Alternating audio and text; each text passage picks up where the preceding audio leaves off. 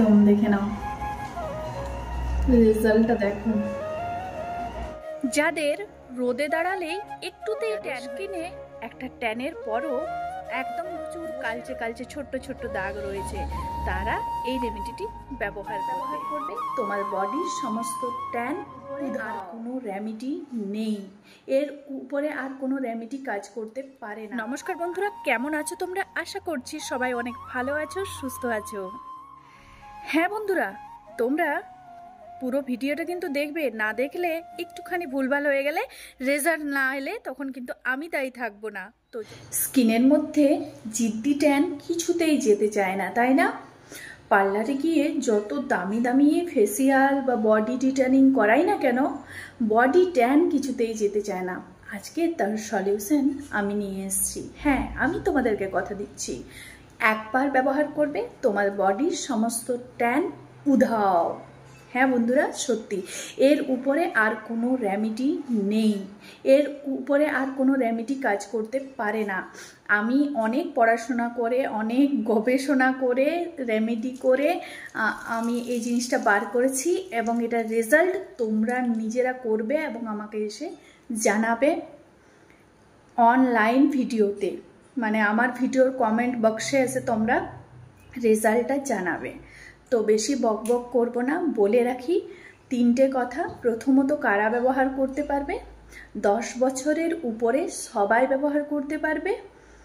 কেন কি, এটা মানে সবকটা জিনিসেই ঘরের প্রোডাক্ট দিয়ে করা হবে, একটা ছাড়া, তো সেটা অপশনাল, চাইলে দিতে পারো, না চাইলে না দিতে পারো। তবু আমি বলবো 10 বছরের উপরে বাচ্চারা ব্যবহার করতে। সেকেন্ড, কেন ব্যবহার করবে?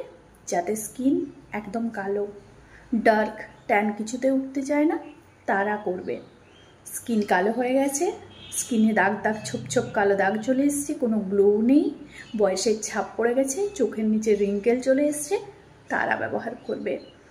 পুরো বডিকে ডিটেন করবে এটা, পুরো বডি ডিটেনিং হোয়াইটেনিং একটা মাস্ক বলতে পারো। থার্ড, সেনসিটিভ ত্বকের যারা মানুষজন, তারা প্রথমে প্যাচ টেস্ট করবে, তারপর ব্যবহার করবে। মনে রেখো, স্কিন কিন্তু সবার সমান নয়, আর আমি কোনো ডার্মাটোলজিস্টও নই, তাই ভালো করে বলে দিলাম, আগে কিন্তু প্যাচ টেস্ট করবে, তারপরে এসে তোমরা ব্যবহার করবে। অবশ্য এটা জোর গলায় বলতে পারি যে আমার যে পরিমাণে সেনসিটিভ ত্বক, আমার যেখানে শ্যুট করেছে সেখানে তোমাদের সবারই করবে। চলো আর বকবক করবো না, শুরু করে দিই। রেমেডিটি তৈরি করার জন্য প্রথমে নিলাম চামচ চালের পাউডার বা চালের গুঁড়ো। চালের গুঁড়ো কম বেশি সবার বাড়িতে অ্যাভেলেবেল। এখন নেব এরকম অর্ধেকটা কাটা কাগজি। এটা কিন্তু মিডিয়াম সাইজের একটা কাগজি ছিল, যাকে অর্ধেকটা করে কেটে তারও অর্ধেকটা করে নিয়েছি। এই যে এটা থেকে আমি রসটা চিপে নিলাম। যেহেতু দুইটো হাতের জন্য আমি বানাবো, সেহেতু পরিমাণটা অল্পই বানাচ্ছি। আচ্ছা, এরপর কি নিতে হবে? এরপর নেব যে কোনো ব্র্যান্ডের একটা ফেস ওয়াশ। আমি নিয়ে নিলাম পন্ডসের ফেস ওয়াশ। এটাও ওই 1 চামচ মতো দিলেই হবে, যে কোনো ফেস ওয়াশ নেওয়া যাবে। এরপর নেব এই যে ব্লিচ, নয় ব্লিচ ব্যবহার করব না, কিন্তু ব্লিচের ভেতরে যে পাউডারটি থাকে সেটি আমরা ব্যবহার করব 1 চামচ মতো। কেন কি, ব্লিচের ভেতরে যে পাউডারটি থাকে সেটি আমাদের ট্যানকে তুলে ফেলতে সাহায্য করে। ব্লিচের পাউডারটি কম বেশি সবার বাড়িতেই অ্যাভেলেবেল থাকে, পড়ে থাকে। তো চলো, এটা মোটামুটি একটা পরিমাণ করে আমি নিয়ে নিচ্ছি। দুটো হাতের জন্য আমি করব, তাই পরিমাণটা ওই 1/2 চামচের মতো নিলাম। এইটা আমার আরেকবার করা হয়ে যাবে। তো এখন আমরা এগুলোকে মিক্স করে নেব ভালো করে।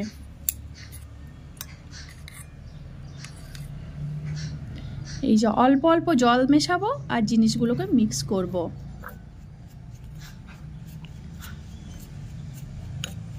অল্প অল্প জল মেশাবো আর জিনিসগুলোকে মিক্স করব। মানে খুব যেন জল জলে ভাবটা না হয়ে যায়, এইটা খেয়াল রাখতে হবে আমাদেরকে।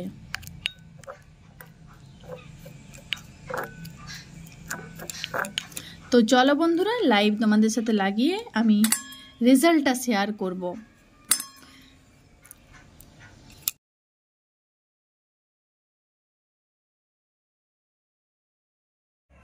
এক হাতে ক্যামেরা ধরে শ্যুট করাটা একটু মুশকিল বন্ধুরা, আসলে এখনও আমি ট্রাইপড কিনতে পারিনি। যাই হোক, এই রকম কনসিস্টেন্সিটা হবে, তোমরা একটু দেখে নাও। আমি ফোনটা বন্ধ করে ভালো করে এটাকে মাখিয়ে নিলাম, কনসিস্টেন্সিটা ঠিক এরকম হবে। এই যে কালো রকমের দানা দেখতে পাচ্ছ, এটা নিয়ে কিছু ভেবো না, কেননা চালের পাউডারের মধ্যে এগুলো থাকতেই পারে নর্মাল। তো চলো দুটো হাতে আমি ব্যবহার করে তোমাদের সাথে শেয়ার করি। প্রথমে আমি একটা হাতে ব্যবহার করব, যাতে তোমরা রেজাল্টটা দেখতে পারো বা বুঝতে পারো। তো তোমরা যাতে বুঝতে পারো ওই জন্য আমি রুমের মধ্যে চলে এসেছি। এখন আমি রান্নাঘরে আছি। তো চলো স্টার্ট করা যায় যাক অ্যাপ্লিকেশান। দেখো দুটো হাত আমার ভালো করে দেখে নাও। 2 সপ্তাহ আগে আমি এটা করেছিলাম, এখন আমি এই হাতটাতে করব, এইটাতে, তাহলে রেজাল্টটা বুঝতে পারবে। তো চলো বেশি বক বক করবো না, আমি এতটা মতো লাগাবো, তারপর তোমাদের সাথে শেয়ার করব।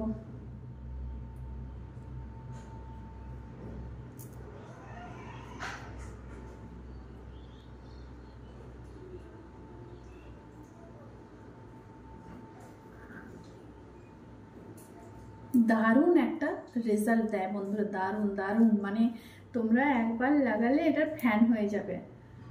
বিশেষে তোমরা ব্যবহার করো, তোমাদের স্কিনে কোনো ট্যানিং থাকবে না, সব একদম রিমুভ হয়ে যাবে। পুরো হাতটাই লাগিয়ে নিতাম, কিন্তু এই চুড়িগুলো রয়েছে ওই জন্য অসুবিধা হচ্ছে। এই যে চলো তোমাদের সাথে রেজাল্ট আমি শেয়ার করব। একটুখানি এটাকে শুকোতে দিই, মোটামুটি 6 থেকে 7 মিনিট শুকাক, তারপর আমি এটা তুলে তোমাদের সাথে শেয়ার করব।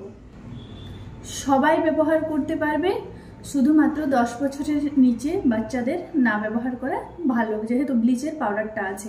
আর ব্লিচের পাউডারটা কিন্তু অপশনাল, এটা চাইলে তোমরা ব্যবহার করতে পারো, না চাইলে না ব্যবহার করতে পারো, এমনটা নয় যে ব্যবহার তোমাদেরকে করতেই হবে।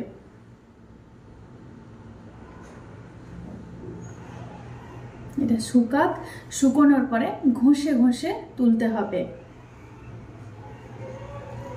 দারুণ বন্ধুরা দারুণ, প্লিজ তোমরা ট্রাই করো। এটা ট্রাই করলে তোমাদের স্কিনে আর কোনো ট্যানিং থাকবে না, একদম ট্যানিং মুক্ত স্কিন একটা তোমরা পেতে পারবে। দুটো হাতের মধ্যে পার্থক্যটা আমি এখনই করে দেখাবো। লাইভ ডেমো ভাবা যায়, লাইভে তোমরা দেখতে পাবে রেজাল্ট, কোনো কার্ড নেই, কিচ্ছু নেই। আমি জাস্ট তোমাদেরকে লাইভ দেখানোর জন্য ফোনটাকে এক জায়গায় স্ট্যান্ড করলাম, যাতে তোমাদেরকে রেজাল্টটা বুঝতে পারায়। এই যে দেখো, দারুণ রেজাল্ট বন্ধুরা, দারুণ।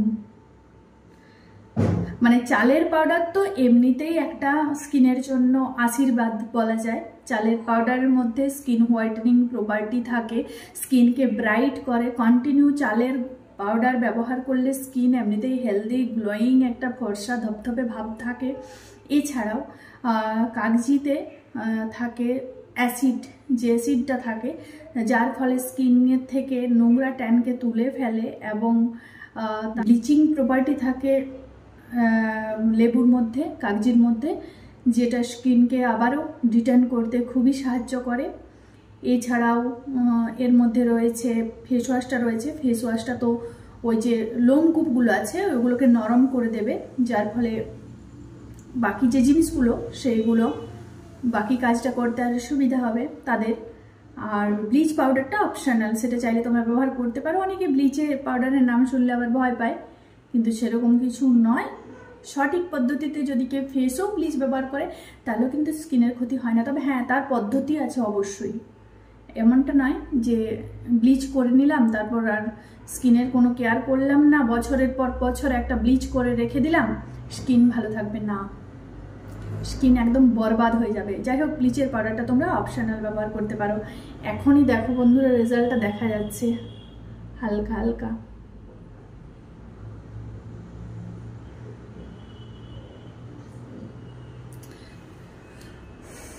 কতক্ষণ হলো?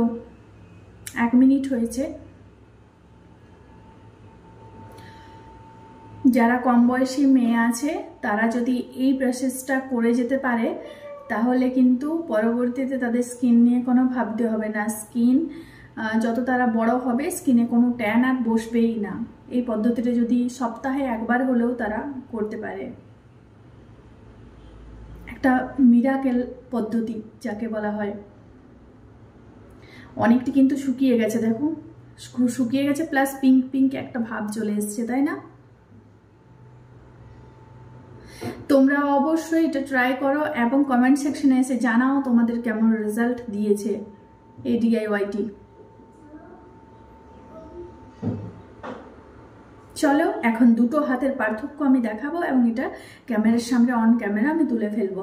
এখন ফার্স্টে আমি একটু রাব করে নেব, বেশিক্ষণ কিন্তু নয়, দেখো 1 থেকে 2 মিনিট আমি রাখলাম, তাতেই কিন্তু চালের পাউডারটা এরকম গুঁড়ো গুঁড়ো হয়ে শুকিয়ে গেল। এরকম করে ঘষলে ময়লাটা যা আছে, ট্যানটা যা আছে সব কিন্তু উঠে যাবে।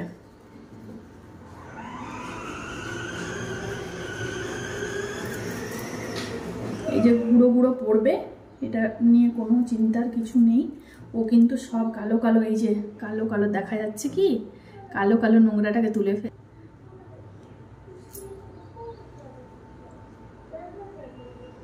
স্কিনকে লাইট ব্রাইট ডিটেন রাখে একদম।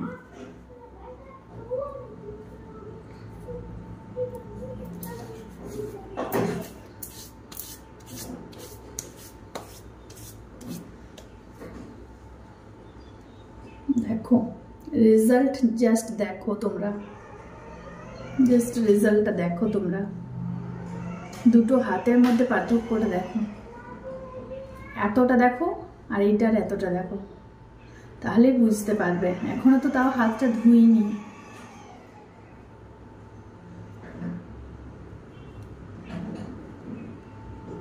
তো চলো হাতটা ধুয়ে নিই, আমার সামনেই রয়েছে বেসিন।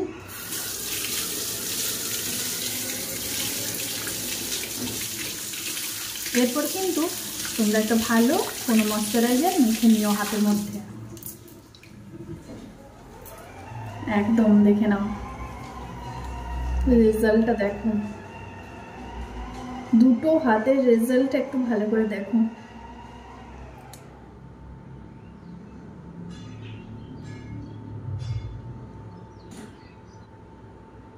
আশা করছি তোমরা বুঝতে পারছো রেজাল্ট।